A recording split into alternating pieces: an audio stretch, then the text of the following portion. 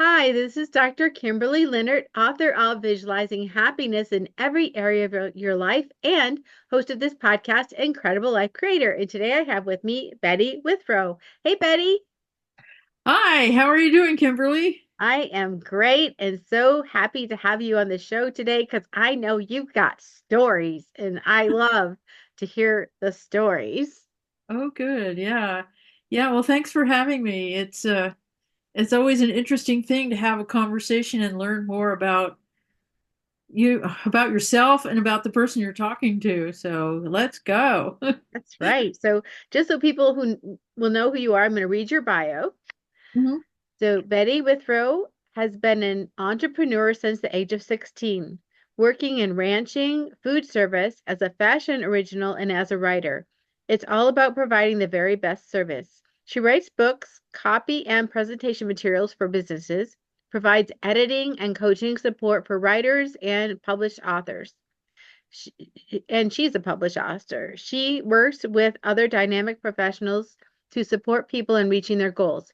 For 47 years, she was a resident of Big Sur, California, doing whatever was needed to make the day work. Now relocated in the Monterey area, she is happy to have a vision that she can pursue, and the people in her life who challenge her, support her, and give her inspiration. All right, so let's just start at the beginning. Tell me about you and how you started out doing what you're doing. Okay. Well, like you said, I started my first business when I was 16, making things for sale. I learned how to sew and make things to wear when I was 5.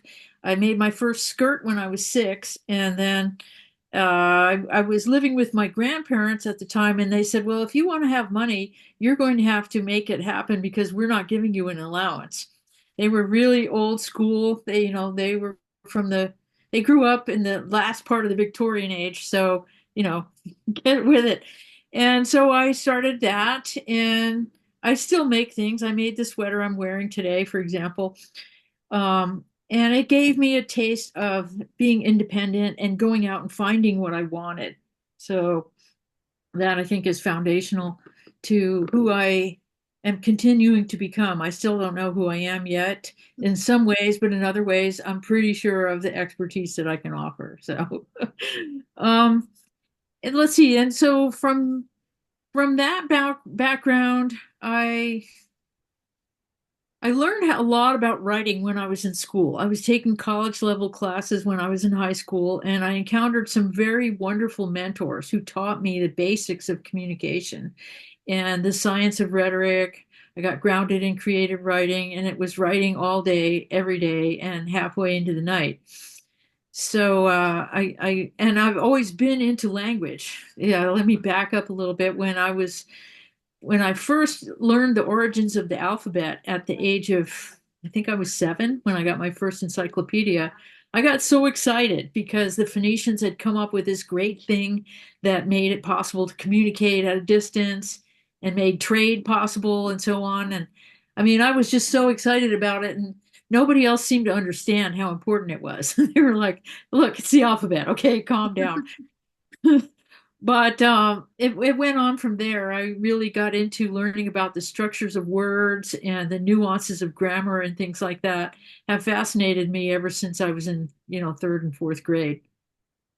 So getting into writing was perfectly natural for me. And I've always also studied languages. I took different foreign languages in school as well.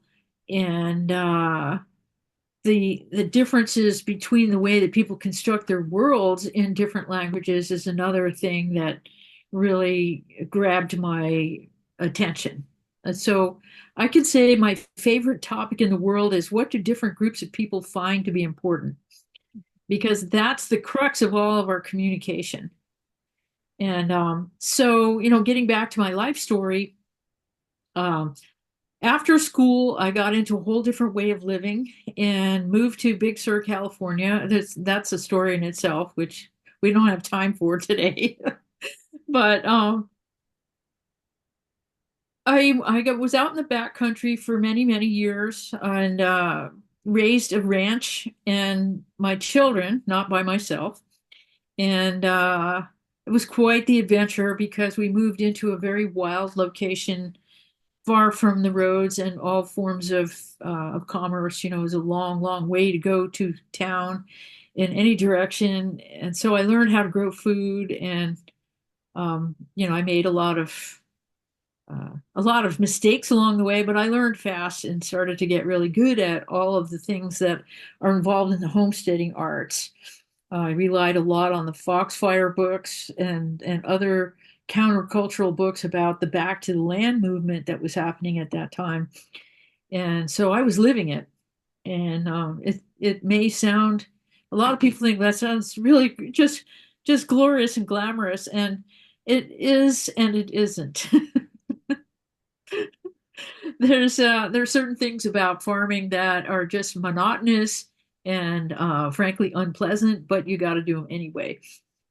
So, but anyway, my kids grew up, and I'm now the proud grandmother of five grandchildren and three grown sons who are each really, really good men.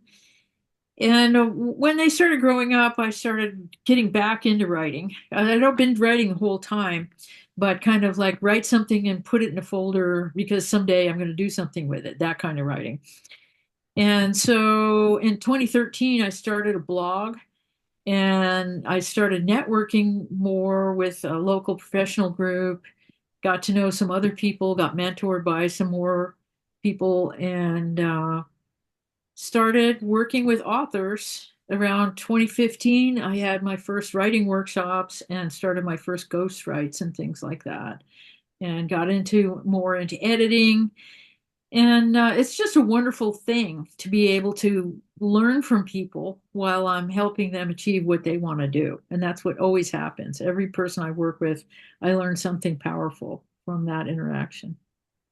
So that's quite the monologue, huh? Yeah, it's so cool. It's so cool.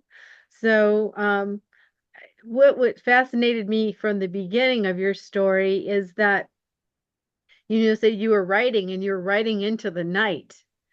And, I was growing up, I was a reader, and if I could, I would have read into the night. Yeah. But you don't hear many people saying they were writing into the night. In fact, when you're in sixth or seventh grade and the teacher says, "Okay, now we're gonna have a writing assignment," everybody goes, "Oh no, what am I gonna Right. write? What Right. am I?" They just your head goes empty and you think, "What am I gonna write?" Yet you Yeah. had so much to write that you were writing into the night. What were you writing? Well, different things. Like I said, I had a creative writing course, so we would maybe have to write a short story or poetry or a longer story, possibly. Like sometimes we'd write episodes of a story and continuity.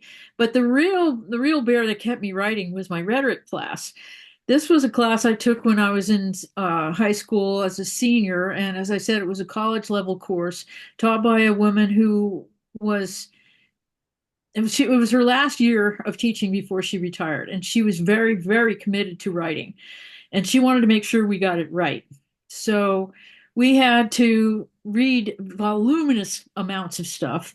We had to read most of Aristotle and many of the other teachers of rhetoric, and every week we had to read the Harper's magazine and write critiques of articles and create positions. We had to write articles about the Atlantic Monthly and hopefully articles that we would put in the Atlantic Monthly because she wanted us to all be Atlantic writers and much, much more. So if we weren't writing a critique of a magazine article, we'd have to write an essay. Every single night we had an assignment that, fortunately I got a typewriter, and but a lot of times I would be writing things out by hand too. So it was just ongoing. And it was fascinating because I would read something, and being 17 as I was at the time, I thought I was really, I knew what was up, right? So I would write. The idea was you had to take a position and be ready to defend your argument. And she was teaching us the language of argument. So I would turn in something and feel very confident that, I'd nailed it, and I would get it back and it'd be covered with scribbles and comments and everything, destroying my position. I mean, she put me in tears more than once, but it was because she loved us. She wanted us to be good writers, not a bunch of hacks, and she wanted us to learn, above all else, to think critically. So I took what she had taught me very seriously. I had never been in a situation where I couldn't ace the class. And if you got an A in her class, you really earned it. So, uh, and that was really good. It took me many years to understand the value of what I had learned from her.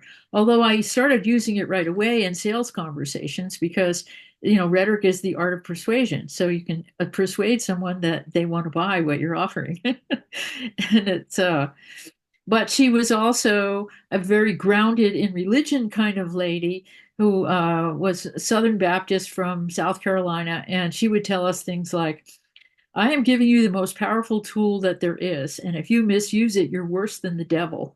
And and they look at you like this, and I mean, it was like you didn't dare. If number one, you didn't dare look away, and number two, you didn't dare refuse this gift because, I mean, she was just a fountain of wisdom that is indescribable. I mean, as I say, the older I get, the more I understand what she was really getting at. And so I'm very grateful for that. And it formed the foundation of the way that I do my work now. Like, for instance, in classical rhetoric, there's three principles that are expressed in ancient Greek as ethos, pate, and topoi. And most people are not interested in learning ancient Greek, and I'm one of them. But there's certain things we did have to learn. So when I am approaching it now in the modern world, I sometimes teach creative or business writing, and I've taken those tools and turned them into ways to be expressed in modern English. So I say it's language, choice, and outcomes, because everything revolves around, what do you want this to do? Anytime I work with somebody, I always say, what do you want this to do? And then from there, we can reverse engineer back into how to reach the people that you want to reach and who exactly are those people, and then circling back into who are you going to be for those people, and it goes back and forth and back and forth. um, so that's a little bit about what that impact was for me. Is like you say, I was writing into the night many nights, and if not, I might be sewing into the night because I was making things for boutiques and selling them in not only my own town, but then I started branching out into other towns as well. And so I always had something to do. Yeah. And I And get my homework done so I could go out on Friday night, darn it. so you talked about, how people place their words in different languages and how they order their words and what's important. So how do you find out what is important in each culture and each language and how do you know that? Well, what I do is listen to the way that people talk. The tone of how people address one another tells you a lot about what's important to them. And especially when you're in a group, like say a networking group, the tone of voice that is most prevalent in the group tells you what you can tell by their voice. Are they human values oriented? Are they materialistic and so on? You can really tell. um, but also, I like to ask questions, like, if, say, for example, I was writing content for a person or a business, I would say, well, who do you want to bring into your vision of the world? And what is it that you're going to offer them? Because then we can start to understand what's important to those people and important to you, so that you can communicate in an effective way, like making your values and their values be in alignment and as close together as possible. Mhm. Oh, and we have a visitor if you're watching on YouTube. Little Yeah, doggy, and he can just stay right there. yeah. This is Jasper. Jasper is 16 and a half years old, And if I'm sitting down, he feels that I owe him my lap. So that's why you see Jasper here. Although he may decide to jump out and go have one of his snacks. You want a snack? Go have one. Very good dog. All right. So, I'm just wondering why the decision to move to Big Sur and, buy this ranch and go in the middle of nowhere when you at the point you really didn't know much about anything, right? You didn't know how to garden, you probably didn't know how to can or Right. yeah. Yeah. Yeah. Well, I went to Big Sur. I traveled around the country after I got out of school. I'm actually working on a ghostwrite for a friend of mine who we reconnected after all these years and some of the adventures we had. And I didn't know I was going to be staying in Big Sur for all that time when I went through. But I ran into this man, see, and he had an idea, and it was a lot like my idea. And so we ended up going out into this place that needed somebody to take care of the land. And it was incredibly beautiful. As soon as I got there, I felt like, oh, this is the place I used to dream about when I was a kid. Mhm. And I had learned some food growing techniques earlier. Let's back up. When I first got to Big Sur, I lived along the coast, and there were a large group of people who were hanging around in this one place, and there were some older guys who knew how to grow food, for instance, and knew how to homestead. So I decided I would learn from them. And one guy in particular taught me about how to make a place feel harmonious, even if there's not much there, how to chop wood if so you don't make yourself exhausted, how to grow food the simplest and most old-fashioned way so that it grows as fast as possible. And so when I did get out in the backcountry, I at least had that much knowledge under my belt. Plus, I had been a Girl Scout when I was a child, and I got a lot of merit badges based on things like camping. So, I knew the basics of how to get along out in the backcountry, even though I had never been there for, more than say a week or so, and there I was just living there. That's a whole different ballgame.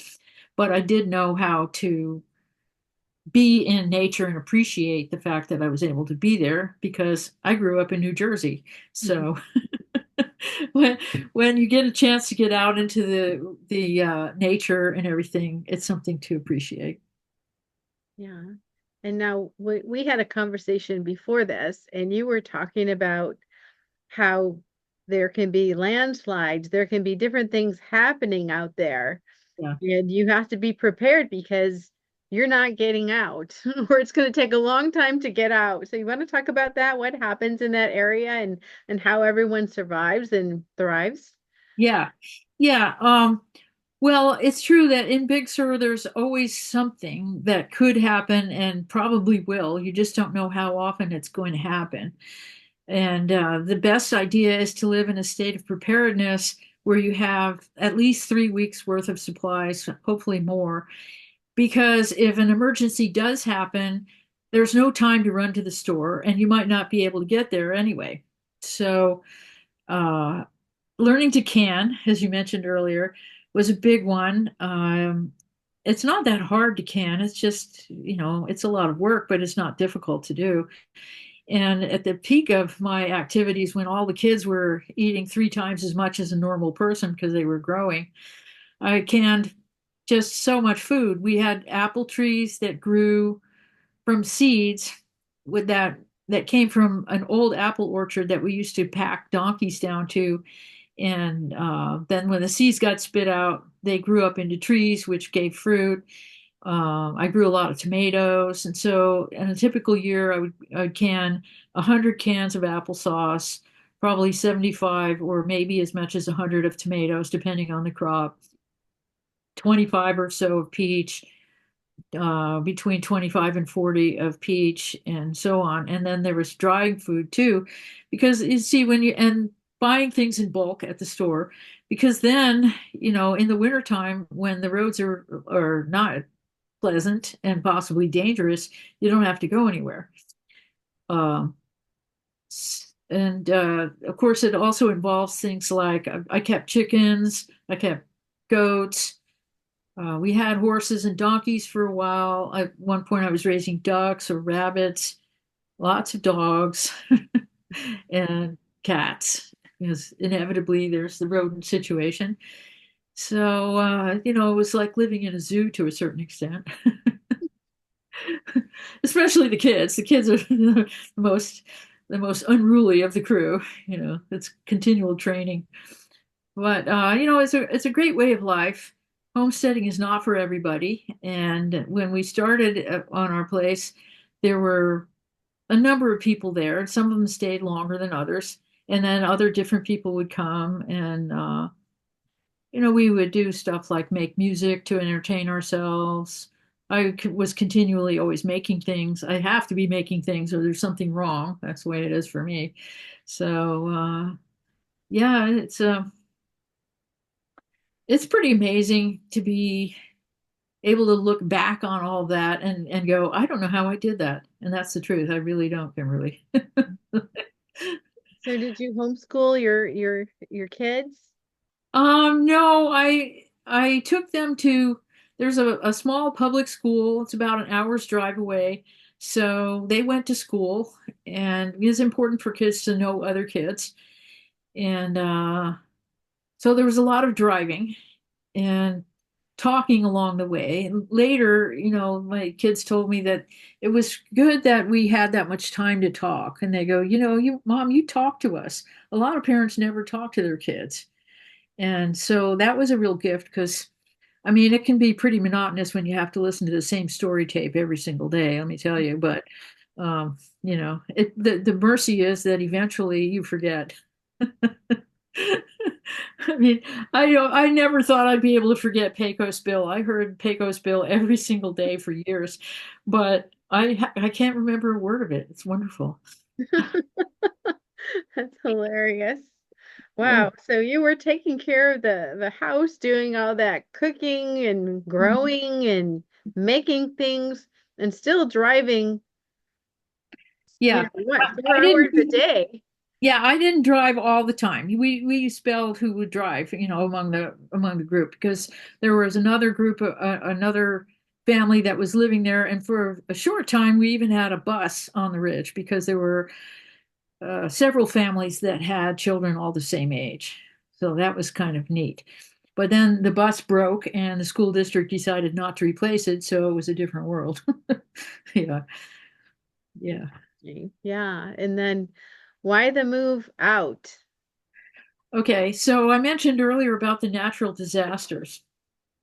Um, and how did it go? Well, in 2016, we had a big fire that was started by some campers up on the northern part of Big Sur, and it quickly spread overnight, burned about 70 homes, including some of my friends lost their homes, and began going south. And it went south for quite a while and filled the air with smoke and pretty much killed all the business in Big Sur. Like nobody wanted to be there because you were choking on smoke the whole time unless the wind was favorable for you. So that was bad for me because my business had evolved to every time I drove the Big Sur Highway to go up to Monterey, I had business along the way. I was selling produce, honey, things that I made, and other items. And all of a sudden, there was no business. So that was rough. And everybody kind of went, well, okay, fires happen, it'll be over, and then, the people will come back. And the thing was, it went on until October. It went from August to October. So there was no business. And then the tourists did not come back. They had found something else to do. Not long after that, there was a torrential downpour that was when was that? It was in February. But meanwhile, we had all kind of gone, okay, no money this winter, whatever. We're just going to deal with it.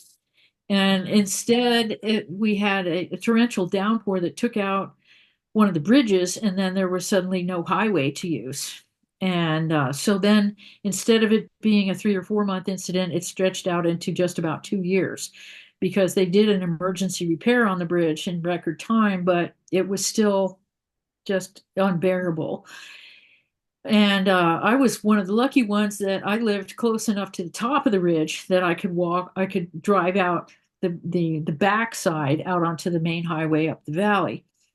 But what it meant was that I was making less than a third of what I had been making earlier, and this had gone on for far, far, far too long. So at that point, some friends of mine said, "Hey, don't drive all the way to town and back every day. Whenever you go once a week, come and stay with us for overnight." So I did, and that was great. Our friendship deepened. I'm still very close to their family, and I started to realize that I didn't want I didn't want to do this again, and I didn't think that I could. I just felt like, okay, this is it. Because when the bridge first went out, I said, and they gave us the estimate of how long it would take. I said, how many times am I going to have to make this drive? Which was, like way, way, way long drive for practically no money at all. And it was 40 times. And I was like, okay, now I'm going to try to adjust to what that means. And and then also other things were changing for me. I wanted to get more involved with my writing and the communities that I was networking with and so on. I had been hosting people on the property. They would come out and camp and stay in a little studio that I had and everything. And that was fun and it was cool. But after a couple of years, I got tired of it too. you know. And then the other thing was that I actually had to close during the fire because the forest around me was closed. It's a national forest and it was closed to all traffic. So, there again, it was like, okay, it's time for a change. And and then I started just getting really, really strong feelings that I needed to leave. And I think it was in 2018, I started getting very, very strong feelings that I needed to leave that were the kind that you can't ignore. Like when spirit's telling you something, the way I live, I don't have the option of saying no, So I moved into town in 2019 and it was quite a culture shock in a lot of ways. I moved into a small room in a house of a friend on a corner with people burning rubber, and it's like, oh, back to the barrio, all right. But and then not long after that, of course, we had the pandemic. So it's been a process of reinvention for me the whole time. And I've been really blessed with strong people in my life. My kids have been very supportive of me, and I've met some amazing people along my journey that I work with or have worked with. And so I feel like this is a different time in my life. Our family still has the property, and we're still hung up by landslides, though. And I'll give you an example of what 2020 was like. I know nobody had a good year, okay? So we had not only the pandemic, but we had a forest fire that went right through the property. And I was like, this is why I was told to leave. And we were actually blessed with firefighters who uh, came in and were able to save most of the structures. So that was great. And then, other tragedies happened. Family members had very, very difficult situations. One of them died. And then later in the year, we had another one of those torrential downpours that ran right over all that burn scar and took out a bunch of trees and created huge landslides throughout the whole road circuit, almost took out the bridge at the bottom of that canyon. And we're just now getting to the end of the repairs for all of that. So, yeah, it's been quite the journey. My oldest son still lives in Big Sur. He lives on Highway 1, takes care of a big ranch down there, and is able to get up the hill to go to our place on occasion. And he and his wife have been doing some really neat stuff with the houses to upgrade them because I still really love it. there, and I want to be able to share it with people, but on a different level. The campers were fun. I learned a lot about how the youngest people, well, at that time, the millennials were the young folks. Now they think they're old. I'm like, come on, right?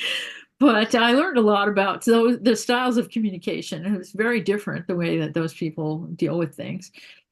And but I want to be with other people who have a different kind of a mindset at this point and share it with them. So our hope is that we'll be able to do that in this coming year. That's what we thought last year, but then we got another landslide that has blocked Highway 1 just north of where my son lives with his wife and two kids.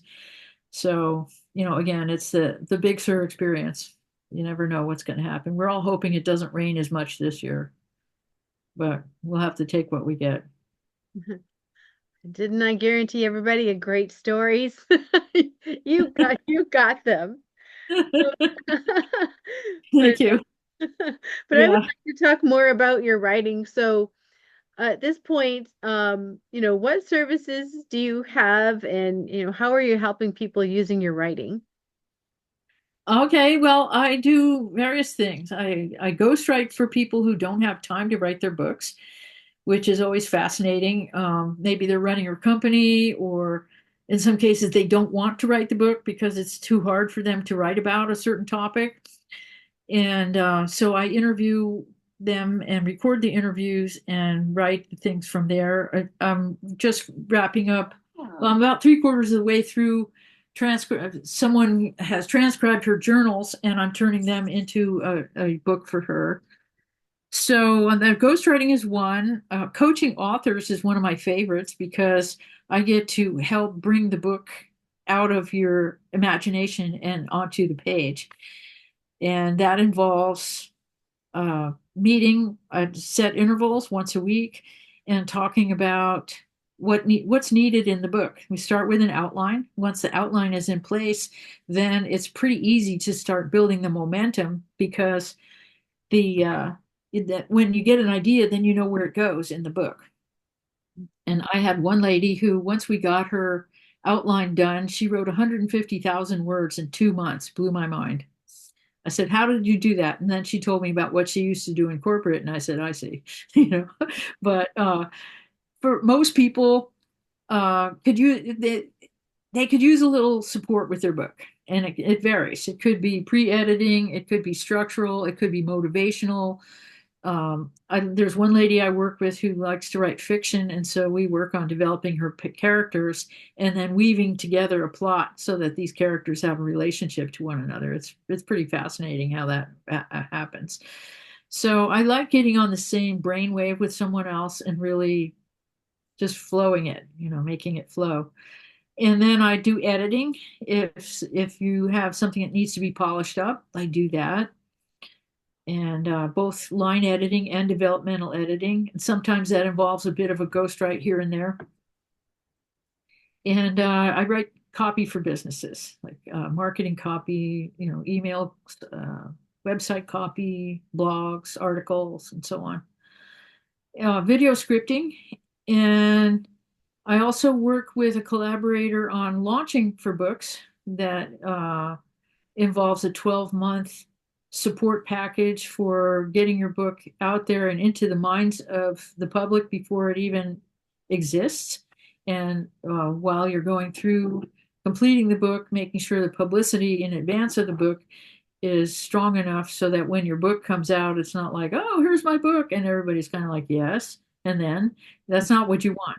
You want people to be anticipating your book and knowing that it's going to bring something that they want into their life. So that's kind of a roundup of my services. I'm not coming up with anything else that I do right at the moment. I think that's Okay, pretty well, comprehensive. you do a lot of different things. So if people want to connect with you, where do they connect with you? The best way is to find me on LinkedIn, and I'm also on Facebook under my own name. So I put out a LinkedIn newsletter every week. I just put it out today.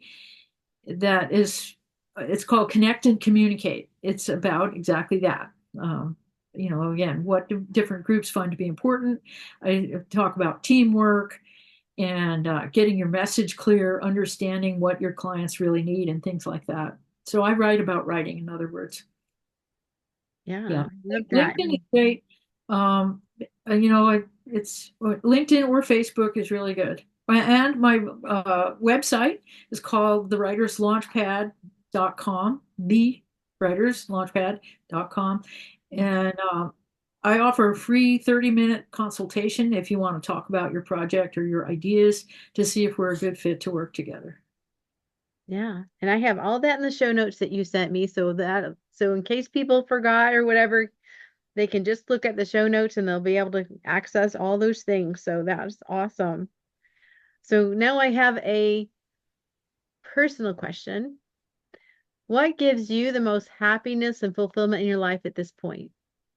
Oh, well, I think it's knowing that I'm connected with people that that I can be of value to people. I think that's really, yeah, when I feel like I get somebody else and they get me and there's something for us to do together, that's what really turns me on. Yeah. Beautiful. Well, thank you so much for being on the podcast today and for all your stories and all your wisdom about writing. Oh, it's my pleasure, Kimberly. Thanks for inviting me on. It's been fun.